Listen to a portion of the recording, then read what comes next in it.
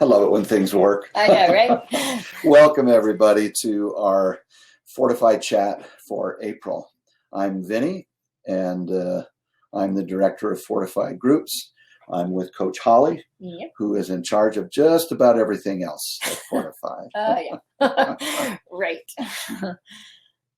Why don't you tell them what we're talking about today? All right. Well, let's dive in. So for those of you who are new to chats, we just pick things that are like just a little popular on the forums, get a lot of comments that we know are common challenges for everybody. And we take comments that you have made that we think are just amazing. And believe me, I always start with about 20 pages of comments, and then we have to cut it down, and because you guys are also amazing. But the topic that we chose today was, how do I get through the urge, right? Through those urges. I can't tell you how often this comes up. We could probably do a Fortified Chat every 3 months on this. What do I do when I get triggered in the moment? How do I get through that urge? Yep, I love this topic.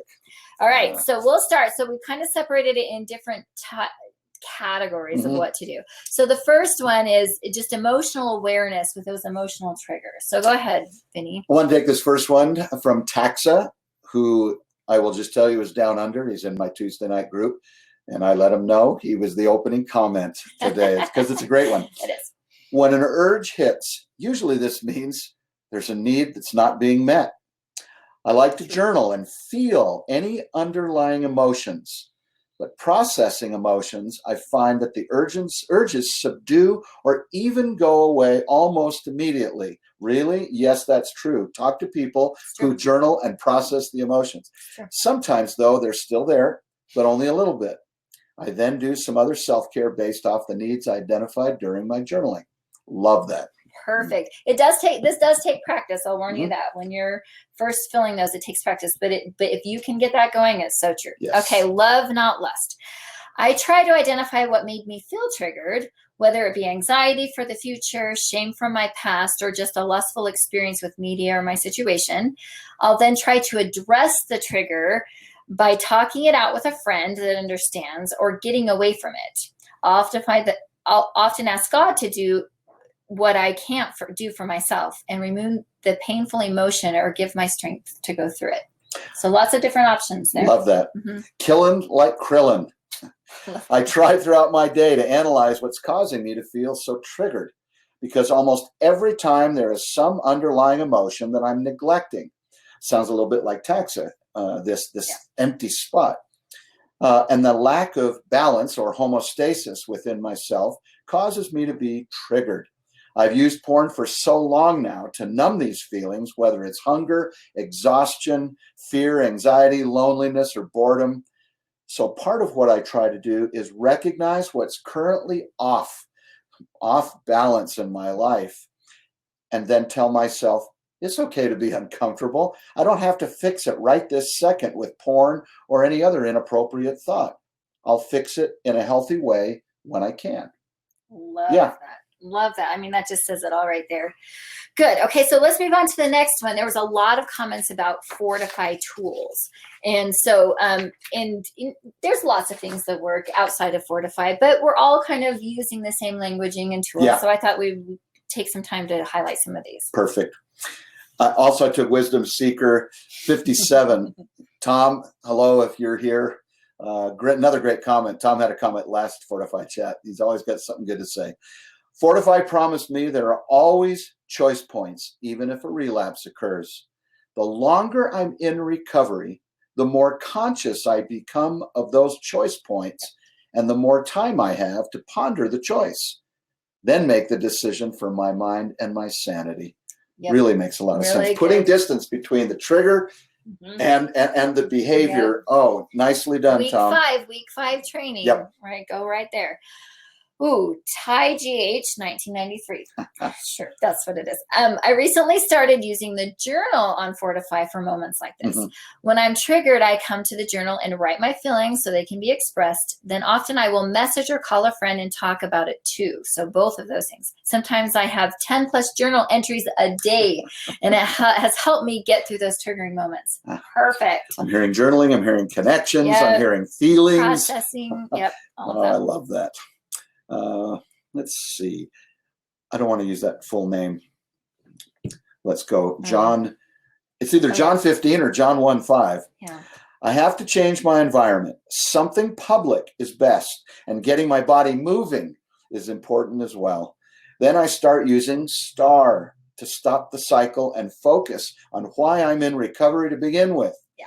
I try to remember the end game. And this, by the way, we're going tomorrow night. Totally off the subject. Starting remembering the end game and that setbacks feel terrible. But a long recovery streak feels great. Yeah. Love that. Yeah. I turn to Fortify as well. I love the resources. They're so helpful. Good. Okay, so we'll go to David. I actually used the SOS feature in this app a while ago when I was on the edge. I listened to a short meditation and it literally brought me back down. It was so crazy. I can't remember anything ever doing that for me when I was so close to acting out.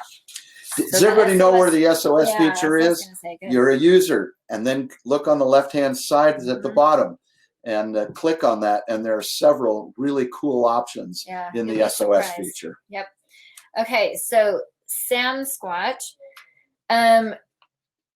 Let's go to, we're going to go to support now. So another topic is support of how to get support from others. So Sam Squatch said, find someone you trust and make sure they can help you. If you get your mind off of what is going on, then you could be better off. I always feel better when I have someone to talk to get my mind off of it. I love connection. You can't get too much. It to somebody. Yeah. Victoria, the narwhal. I love this. Thanks for commenting, Victoria. I often reach out to my allies right away.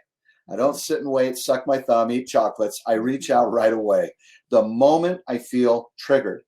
You don't have to tell them why or anything else, but connecting with someone else helps me so much. True. Good. Yeah. Or I move myself or my device away from the space that I'm in. For an example, if I'm in my bedroom, I'll move to the living room or to the kitchen.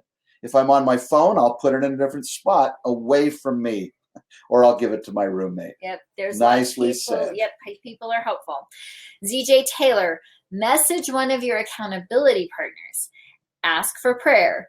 Recognizing you're triggered, admitting to it, and be present allows you to overcome it. I've been triggered a lot over the past few months and have not been truly accountable because I try to handle them on my own. I need to be more honest with myself and tell someone, anyone. Can we take 15 minutes on that? No, we can't. Right. But I love that. Yeah, I try to do it myself. We don't overcome this thing alone. No, you need people. All right, distractions and healthy outlets is the next one. And man, we had a hard time cutting this one down. So we're going to run through this. Oh, Holly, don't give me a time limit. Flight 1401 says in capital bold letters with exclamations, move and go somewhere public. Yep. Going to the gym works great. If you can go somewhere public or call someone. I have recently made a lot of just calling to see how you are type of phone calls. And again, like Victoria said, I don't have to tell them, I'm ready to relapse. Just connect with somebody. It's magic. Yep. Claire Bear, I have an app called Flipped that is a study app, but you can set it up to shut everything down on your phone connected to the internet. I turn that on for about 4 hours when she gets that urge and can breathe and calm down and figure out what's going on before I can have access to it again. I love it and it's been very helpful for self-evaluation in the heat of being triggered. Can I put that on my wife's iPad? Yes. Okay. No. Let her do that. Okay. And have her shut down. Okay. John 1:5 again. Good enough to come back for a second one. I have to avoid any semblance of my triggers. Nothing even close, no matter how benign it seems. Oh, that's no big deal. That's a trigger for John 1:5. Yep. So and that most leaves of us, if we're being honest. Oh, if we're being honest, exactly. So that leaves reading something edifying. I'll have to commit to a project that gets me away from my devices and gets me involved with other people. Yep. Love that. Yep, love it. Yep. I'm discovering that these, what he calls attacks, And they are. used to occur at predictable times, but now, he's on day 17, they happen just before I wake up or when I least expect them. When I'm not intellectually engaged, my subconscious goes nuts and starts planning ways to breach my plan. This happens. As my brain kicks in, I start going through my plan again and begin leaning on the tools that have carried me this far. I pray that I can persevere. We pray too. Yeah. Thank And that you. happens once you get a hold of those conscious triggers, it goes to your unconscious. But I promise, if you do what he says and stick to those tools, they will go away too. Yeah. All right. Earth right after rain. Love that. A splash of ice cold water can really get you out of the fog and wake you up. Turn the shower really cold and stick your head in. Heck, jump in and take a cold shower if you need to. You will feel like you have conquered death itself after surviving a cold shower. You'll forget all about pornography because it takes mental focus to endure a cold shower. This is true. Group leader, I don't know if Ace, I don't know if you're here. If you are, post. But he's introduced our Saturday group to cold showers. You cannot be involved with porn when you are in a cold shower. You can't access it works 100% of the time. All right. Nicole Lynn also gave an amazing one. One trick I found quite helpful is to give myself a manicure. It takes my full attention for about an hour, and I'm not touching anything because I'm not going to mess up my nails. I love it. I've never had the urge that lasts longer than that. There are practical tools There that are also practical work. Cold tools. shower, manicuring. Oh, I love it. Do it, whatever it takes. All right, the next one is mindfulness, kind of switching your focus, being mindful. Big topic. Mhm. Mimble wimble. Take a deep breath. Those of you that are there, take that deep breath. Or several. I feel like a lot of the times when I get triggered, it's all about the impulse at that point. So if you can stop and breathe, take inventory of what you're feeling at the moment. Is it sadness? Is it boredom, stress, anxiety? It helps a ton if you can put down your phone, walk away from the computer or whatever you normally use when you engage in porn, get outside for a few minutes for some fresh air. Just step outside the front door if you must and tell yourself you're in control. Mm-hmm. If you are spiritual, you might want to add a prayer and ask for even more strength. Yep. Good. Love that. Yep. Mindfulness. David494 says, I've had good luck in viewing these urges and thoughts from the viewpoint of an outside observer. So brilliant. Instead of identifying them with directly, stand back and observe. That's a very key mindfulness term. Another thing that really helps me is to get microscopic with my why and to constantly remind myself of it. Okay, I know. I just have to say something. Right. People say, what's the most important thing you ever experienced in your recovery? I have about 100 answers. But one just came to mind. One of the most meaningful and profound was observing, stepping out of myself and watching myself, looking at a computer screen and involving myself in that behavior. Yeah. When I watched myself, I said, is that me? And the voice said, that's you. It had a very, very powerful impact on me and really did motivate me to continue on and say, I don't want to be that person. I love that, David. That takes practice, though. That takes practice. Man, that's why that mindfulness 10 minutes every day meditation is so important. Okay, Dan86. Trigger is a term that's become the go-to term rather than the term pain, body, or signal, or alarm, etc. Understanding that when we hit this point or this alert in our brain, we must persevere and do the opposite of what the trigger is enticing us to do. Override.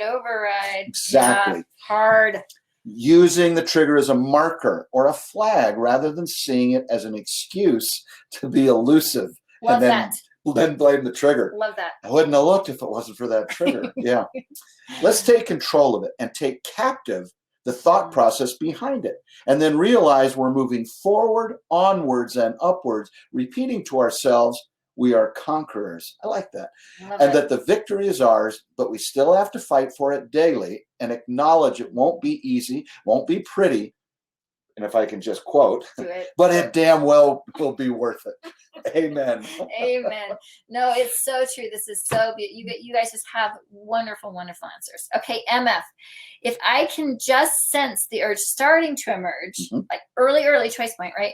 Listen to calming, relaxing music, reflect on what made me feel triggered, particularly the emotions that led to it. Listen to that repeating theme. Give myself some time to think and reflect. If the urge has been around for a while and is growing stronger, get out of the house. Get off technology. If I'm around friends, go and speak to them, arrange to meet them. Again, think about the emotions that led to the urge. So he divided this. The early, if you can catch it early, you can sit in it. Yeah. If you wait, get out. Love that. Thank you, MF. The ring destroyer. This is a great one. Yeah, it's a good one. Simple. It takes practice. But I don't want to practice. It takes practice. Understanding an urge as just an urge and not a desire has been a huge help to me in overcoming an urge when it hits. I love this idea of relabeling. Yep. When I say it's a desire, then I get into, I'm a horrible person. Having power over it. Yes. Absolutely. The ability to overcome an urge lies in being able to basically withdraw yourself in your mind and try to visualize it passing. And Ring Destroyer says, guess what? It will pass. You're correct. It will. All right, Rich 32. I have learned to feel the discomfort and just sit and feel it. Oh, being curious about it. The feeling generally disappears quickly as my thoughts start to wander to other things. If this isn't perfect mindfulness, textbook mindfulness, I don't know what is. Perfect. Yes. Hard to do, but really important. Okay, last one. Remind yourself of your why, of the progress that you've been making. Ricky Ray. Ricky Ray 86. I'm thinking of, Squirrel. Sorry. I was thinking of Ricky Bob and Will Ferrell. Anyway, sorry. I would suggest to never lose sight of the fact that with lasting recovery comes a life that you can't even fathom. I'm hearing, if you knew how great recovery was, you'd put your track shoes on and sprint to get there. Why. People that have tasted of it know it's unbelievable. You cannot even fathom a life where you'll experience more joy and fulfillment than addiction could ever, capitalize bold, could ever deliver.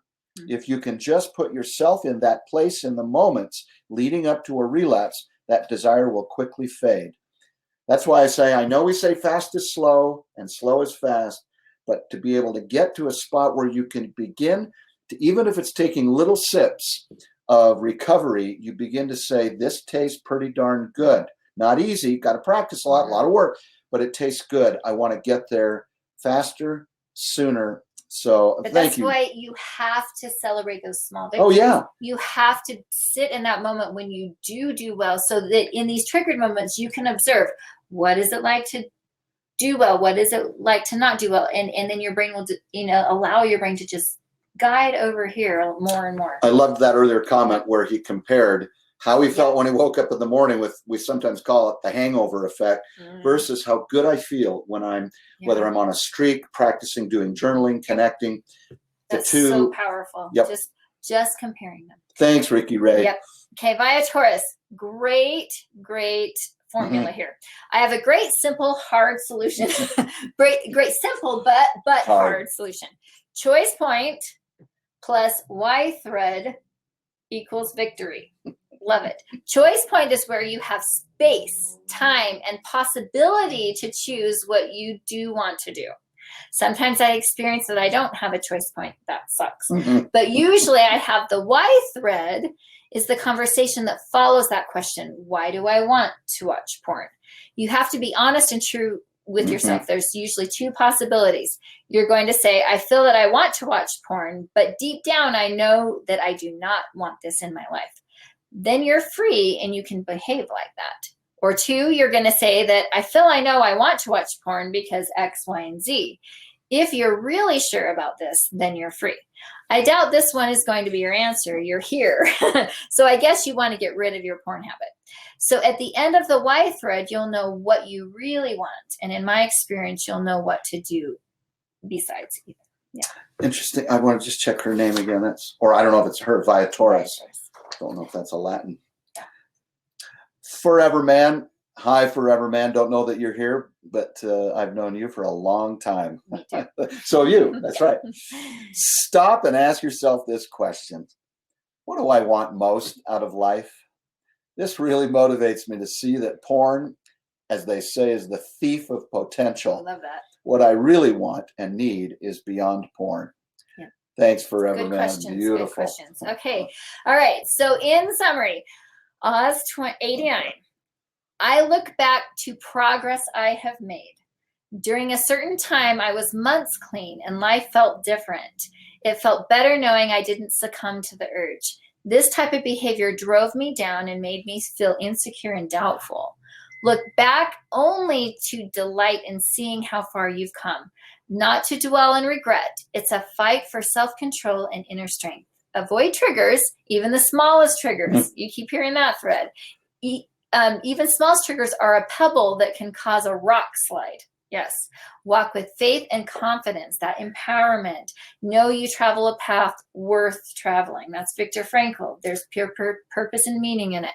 Rule your mind or it will rule you. I love that.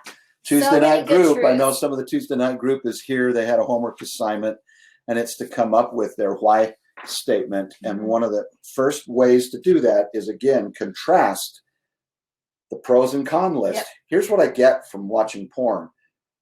The list is about 20 miles long. Here's some of the cons. I mean, the cons are all the bad things. The pros are, I get a good feeling for a few seconds and blah, blah, blah.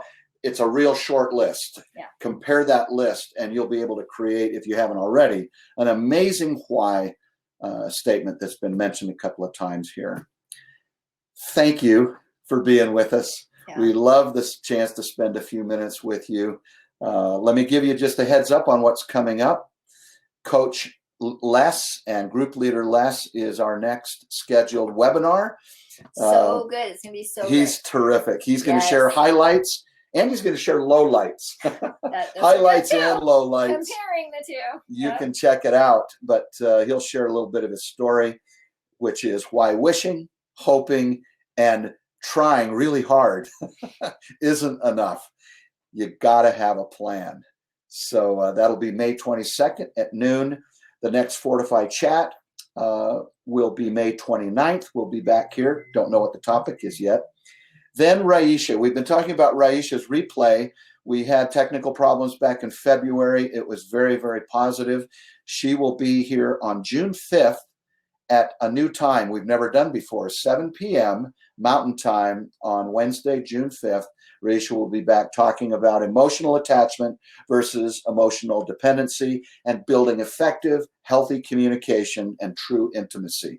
Don't want to miss it. And we're hoping everybody's had dinner, home from work, and ready to listen. Maybe even come as a couple. Yeah. Ooh, maybe come as a couple. Thank you again. Yes. Appreciate you being here. Love you all. We love our Fortify family. Keep moving forward. I just want to see, was there one last question? No. Thanks, Nick. It's Neck12 for the comment. Just some comments. Thank you again. Post your questions. As you know, the comments stay open even after the webinar closes. So keep conversations going here or in the community. Have a great rest of the week. See you next time. Bye-bye.